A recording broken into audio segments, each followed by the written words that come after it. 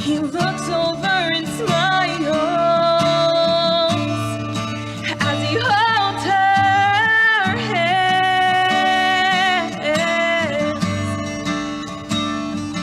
I see a twinkle in his eye as he talks about when they fell in love.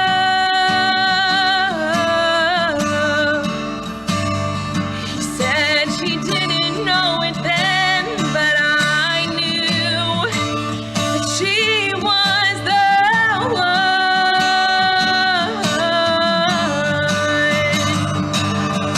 I'll never forget the night that I first saw her, and then I knew that she wanted to be my wife.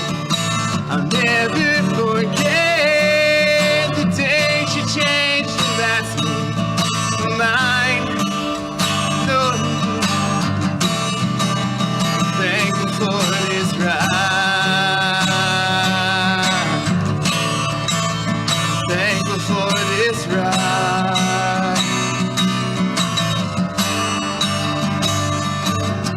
I'm standing there watching as he buries his wife, and I can see his heart breaking. She was the love of his life,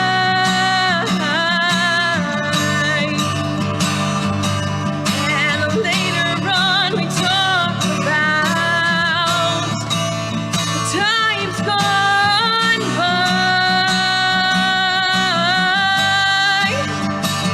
He said with tears in his eyes, oh, we had such a great life.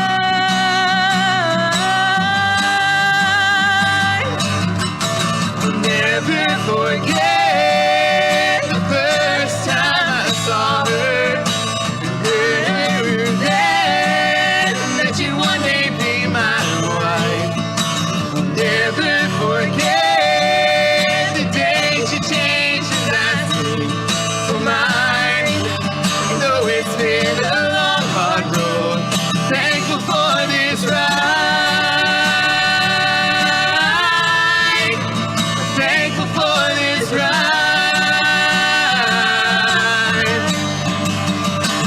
As the years went on and the seasons changed, their love for her stayed true. And although some memories would fade away, his favorite story would break through.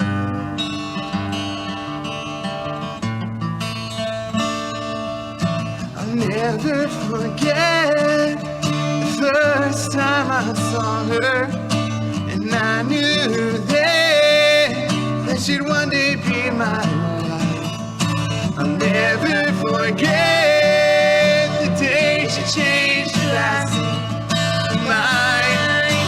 Though it's been a long, hard road, I'll never forget the first time I saw her, and I knew then that she'd one day be my wife.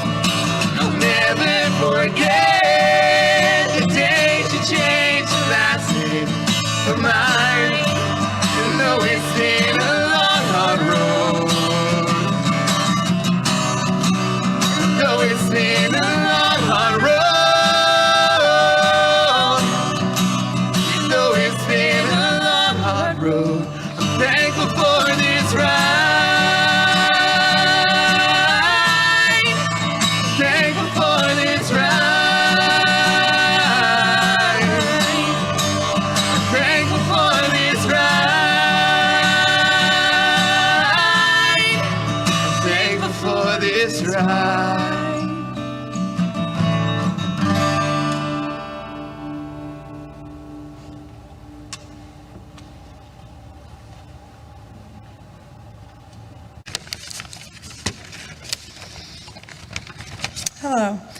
On behalf of my family, I would first like to thank you all for coming today to celebrate the life of the man that we all knew and loved.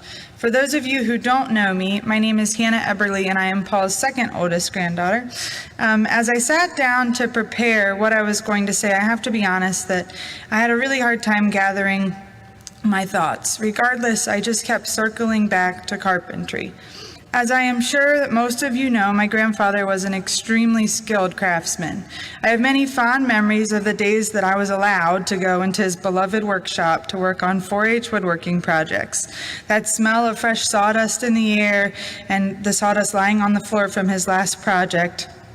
I was always in awe of the amount of tools that surrounded me, and it seemed like it was the biggest room in the whole house, even though I don't think it actually is. Even more amazing still was the fact that my dad knew how to use every single one of those tools. My very first 4-H project was this little heart shelf that I made with my grandfather when I was 5 years old. And I wish that as a 5-year-old, I had taken the time to remember more of the details of making this project. But as Winnie the Pooh says, I didn't know I was making memories, I just knew I was having fun. Even before this first project was built, Dad had blessed me and so many others with his amazing skills. When I was born, he gifted my parents with a beautiful wood cradle that held me, my 2 younger siblings, and then many, many, many baby dolls safely through the night. A year ago, when my daughter was born, that wood cradle sat beside our bed and held her as well. I can't even describe how special it was for her to be able to use something that he had built, especially since his body was failing him at that point and he was no longer able to create as he once had. His skills weren't limited to heart shelves and cradles, though. Toy boxes, bookshelves, and rocking horses are just a few of the things he has made. When he wasn't building something new, he was often found repairing what others had made. He is fondly remembered by friends, family, and neighbors as someone who could fix just about anything, including cash registers at his former job with NCR. Helping others and sharing his gifts was such a huge component of his life that as dementia started to take his mind, he would often wake up my aunt at all hours of the day and night because he thought he had to go help a neighbor or get on the job. Building with wood wasn't the only thing that Dad had built. He also built a life with the love of his life, my mama. In a world of instant gratification and giving up when things aren't easy, my grandparents' dedication to one another for 60 years will always be an inspiration to me. I can't even imagine how challenging the last few years have been on him, as he had to adjust from sleeping holding her hand to sleeping in separate rooms and then losing her completely in November. She was his everything and he was hers. I take such comfort in imagining their reunion with bodies and minds no longer showing the wear and tear of 85 years on this earth. What a joyful reunion that must be. As we remember the way that my grandfather loved, I would be remiss not to mention another carpenter who loved diligently. Jesus, the most famous carpenter of all, loved each and every one of you so much that he died for you. He wants to spend eternity with you, and all you have to do is confess your sins to him, believe that he died in your place to wash away your sins, and ask him to come into your life. In addition to loving his wife, I also was privileged enough to witness and experience the love he had for his kids, grandkids, and great-grandkids. His first question was always, "Have you been staying out of trouble?" And his last statement when we said goodbye was always, "To stay out of trouble."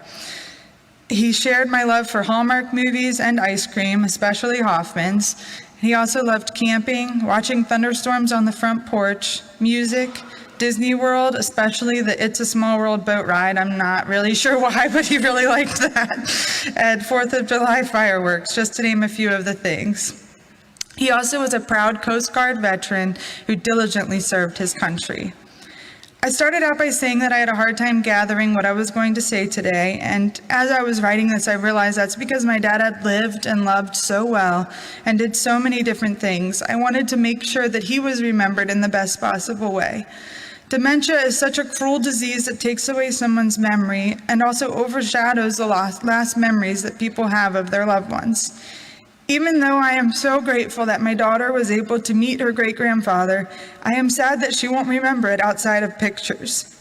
However, I am so grateful that I can share my memories with her of happier times when he was active and mobile and dementia had not begun to take its toll.